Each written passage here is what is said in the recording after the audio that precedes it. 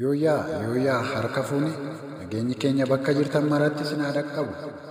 Dhaabbanni yeroo dhiyoo keessatti hundaa'e uffata aadaa hojjechuudhaan kan beekamu Oromoos Traditional Fashion Design uffata aadaa ammayyeessuudhaaf dizaayineerota hedduu wajjin hojjechuudhaan yeroo ammaa kana addunyaa guutuu irratti uffatawwan aadaa Oromoo ergaa jira. Akkasumas uffataawwan qulqullina isaanii eeggatan jirbii gaarii irraa kan hojjetaman aadaa Oromoo sirriitti kan ibsan hojjechuudhaan maamiltoota isaatiif dhiyeessaa jira. Maarree isinis cidhaa fi sagantaalee adda addaa akkasumas guyyaa dhalootaa yoo qabaattan haaloo nuun jedhaa. Teessoon keenya Finfinnee naannoo Muujjaa yookaan Shiroo Meedaa yoo ta'u, akkasumas Dubaayii naannoo Shaarjaatti argama. Lakkoofsi bilbilaa keenya 9-9-10-46-21 irraan isinii deebi'a.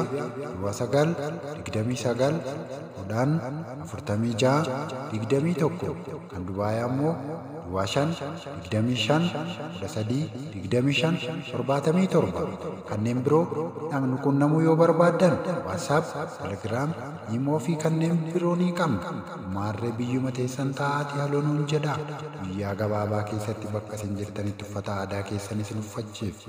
Galatoomaa waan nu daawwattaniif isiniin jenna.